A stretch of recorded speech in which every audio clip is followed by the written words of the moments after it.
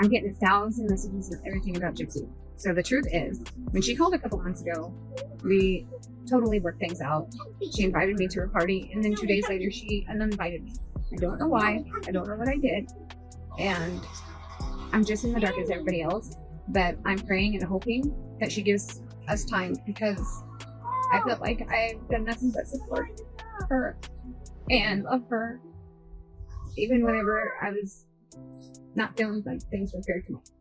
But I can put all that aside because that's third-party opinions, and I think that's why this is happening. So, please stop asking me about her. And if you follow me just because of her, please just go follow her. I'd rather have my own followers, okay? I don't know what's happening. I just don't. And it's not her fault, I don't think. But in time, maybe she will reach out. Until then, I'm just going to have to respect what she's going through right now. And it's hard. It's heartbreaking for me. But I love her enough to let me go right now. The Gypsy Rose Blanchard story just keeps twisting and turning, and the latest drama has nothing to do with TV specials or tabloid headlines. It's coming straight out of TikTok, thanks to her former prison bestie, Rachel Garlick. If you thought their fallout was old news, think again, because Rachel just shared screenshots of private messages Gypsy allegedly sent her, and let's just say, it looks like their friendship ended way uglier than anyone realized. Here's where things get wild.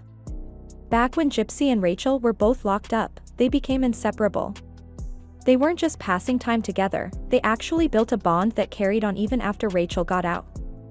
Rachel didn't forget about Gypsy once she walked free. Instead, she took Gypsy's story online, running a TikTok account that became the unofficial voice of Gypsy before the world even heard directly from her. Rachel would collect fan questions, email them to Gypsy, then post Gypsy's handwritten responses as TikTok Q&As. On top of that, Rachel sent every penny she made off the account straight to Gypsy, helping her build an audience and some financial support behind bars. In other words, Rachel was setting the stage for Gypsy's big re-entry into the world. But fast forward to Gypsy's release, and that bond didn't just fade, it shattered. No sit down, no falling out that anyone saw coming, just silence. Rachel says she was blindsided, left hurt and confused. Since then, she's hinted at her side of the story, but now she's really pulling back the curtain. According to Rachel's new TikTok posts, Gypsy reached out in late July with a message that was anything but warm. Gypsy accused Rachel of only ever seeing her as a dollar sign and clout, claiming that's why she ended their friendship years ago. It wasn't about parole restrictions, or distance, or moving on, it was about money and attention, at least according to Gypsy's version. Rachel, though, wasn't about to let that slide. She clapped back hard, saying she barely even touches TikTok these days, doesn't make money from it, and had zero interest in exploiting Gypsy. She accused Gypsy of turning into a completely different person since her release, calling her an evil person who's now the biggest bully she's ever encountered. And here's where it gets spicy. Rachel said she's sitting on a lot more dirt she hasn't shared yet, basically warning Gypsy that if she keeps pushing, she might just spill even more. And she didn't stop there. To really drive her point home, Rachel sent Gypsy screenshots of her TikTok transaction history to prove she wasn't profiting from her name. She even reminded Gypsy that she told her before she hated being on camera and didn't want attention, making Gypsy's accusations sound ridiculous. But Gypsy came right back swinging. She threw Rachel's own past words at her, bringing up old emails where Rachel allegedly called Gypsy's ex, Ryan, fat and ugly, even posting memes comparing him to Peter Griffin. Gypsy pointed out the hypocrisy, reminding Rachel that she had done her own share of bullying while now trying to call Gypsy out for the same thing. She also dropped a not-so-subtle warning: every single prison email, sent or received, will eventually come out, and Rachel's words will be in the mix too. Then Gypsy shifted into defense mode.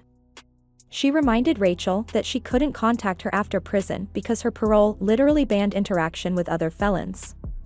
But what stung her, she said, was seeing Rachel on TikTok panels and videos dragging her name. Gypsy painted a picture of herself as the constant target of online hate, people mocking her voice, her looks, her weight, everything about her. She admitted she sometimes claps back at Ryan because, well, they're exes and that's their toxic little back and forth, but she insisted she doesn't go after anyone else. According to her, she's way too busy raising her 7-month-old baby to even have time for internet drama. Still, she couldn't resist justifying her own actions. Gypsy admitted to making parody videos mocking some of the creators who had been tearing her apart for over a year, saying it was just her way of turning the tables. Her point? These people dished it out non-stop, but when she finally poked fun back, suddenly she was the villain. She called it pure TikTok hypocrisy, bullies who cry foul when the claws come out against them. What's wild is that both women seem to know things that could seriously damage the other if they really wanted to go there. Rachel is hinting at holding back explosive receipts. Gypsy is pointing to a mountain of prison emails that will eventually surface, and both of them are accusing the other of bullying, betrayal, and clout chasing. The whole situation is messy, but it also shows just how deep this fallout runs. I'm getting 1,000 messages and everything about Gypsy. So the truth is, when she called a couple months ago, we totally worked things out. She invited me to her party, and then 2 days later, she uninvited me. I don't know why. I don't know what I did. And I'm just in the dark as everybody else. But I'm praying and hoping that she gives us time, because I feel like I've done nothing but support her and love her, even whenever I was not feeling like things were fair to me. But I can put all that aside because that's third-party opinions, and I think that's why this is happening. So, please stop asking me about her. And if you follow me just because of her, please just go follow her. I'd rather have my own followers, okay? I don't know what's happening. I just don't. And it's not her fault, I don't think. But in time, maybe she will reach out. Until then, I'm just gonna have to respect what she's going through right now. And it's hard, and it's heartbreaking for me. But I love her enough to let me go right now.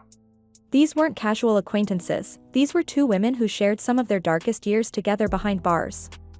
Now, instead of lifting each other up, they're firing off accusations and receipts in public, and the internet is eating it up. In these exchanges, Gypsy lashed out with a mix of anger and accusations that sound straight out of a soap opera.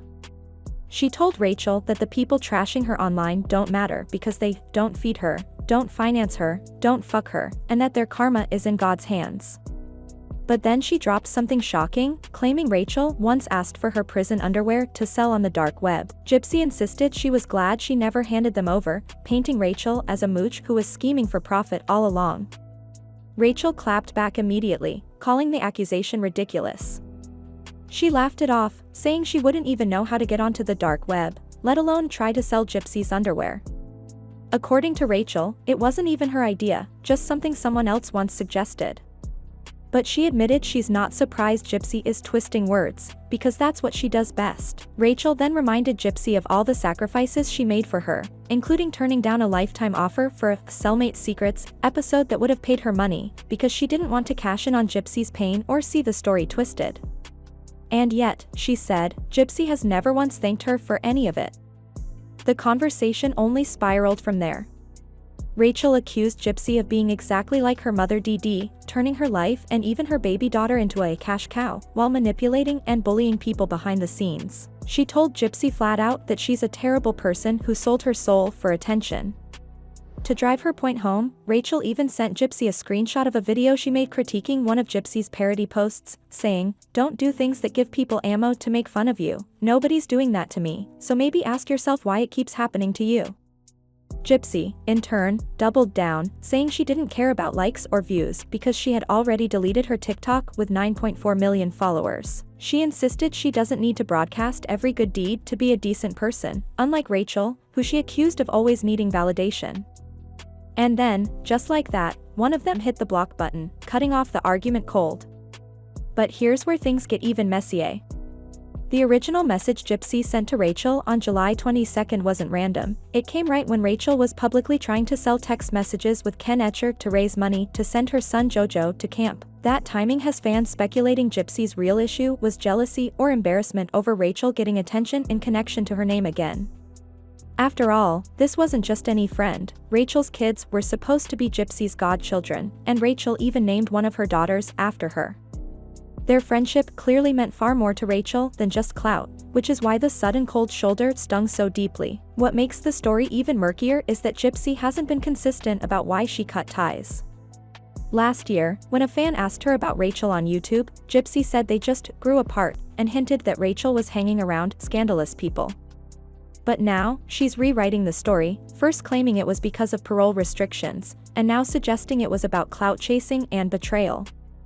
Meanwhile, Rachel maintains she never got a real explanation. One day she was invited to Gypsy's big release party, and the next day she was abruptly uninvited without a word. And as for that rumor about Gypsy's ex Ryan losing his teaching job for misconduct, Rachel insists that wasn't her story to begin with. Yet somehow, Gypsy keeps pinning that one on her too, like another layer of blame to pile onto their fractured friendship. That whole rumor about Ryan losing his teaching job? It actually surfaced after one of Rachel's old support videos for Gypsy got reposted by a creator named Fancy, and from there the screenshots spread like wildfire across social media. So while Rachel may have mentioned it later, she wasn't the one who started the whole thing, it was already circulating long before. And Gypsy trying to claim that she cut Rachel off because she couldn't be in contact with other felons while on parole? That excuse doesn't hold water either. Everyone knows Gypsy got caught keeping in touch with another former prison mate, Amelia Bird, who's still incarcerated. So clearly, if the rules were that strict, she was already bending them when it suited her. It feels more like Gypsy reaching for a convenient excuse to explain away why she suddenly ghosted Rachel, instead of admitting the real reasons. If parole restrictions were really the issue, wouldn't she have told Rachel that at the time, instead of yanking her release party invite out of nowhere? And Rachel actually came with receipts to show what really started the rift. Back on July 19th, she posted an old email from Gypsy with the caption, "Here's some tea. I only posted what she asked me to. This is why I couldn't justify being friends with her anymore, I was tired of being her puppet." In the email, Gypsy was all sweet, apologizing if she'd sounded rude before, but then dropped the hammer. She told Rachel that too many people in her circle thought Rachel was sharing way too much online. Gypsy listed names, Ryan, Christy, Melissa, Vicky, all supposedly warning that Rachel's TikToks and updates were giving out too many details. Gypsy basically told Rachel to back off because from now on, she wanted her story to come out through her documentary, not filtered through Rachel's videos. She even admitted the only reason people hadn't snapped him on Rachel yet was because she'd been defending her, and that's where you can see the friendship start to unravel. Rachel had been doing everything Gypsy wanted, posting updates, answering fan questions, building up excitement for her release. But once Gypsy realized she wanted full control of her narrative, she suddenly turned on Rachel, acting like all those efforts were now a liability. It wasn't about keeping things private for healing, it was about saving all the juicy details for a money-making media rollout. And that's exactly what happened the moment Gypsy walked out of prison. Instead of slipping into a quiet, normal life, she went full force into interviews, documentaries, and TV deals. She didn't want peace, she wanted fame. And that hunger for attention is what sparked the internet to start digging deeper, uncovering contradictions in her story, and calling out the lies. And that's the scoop for today, you guys.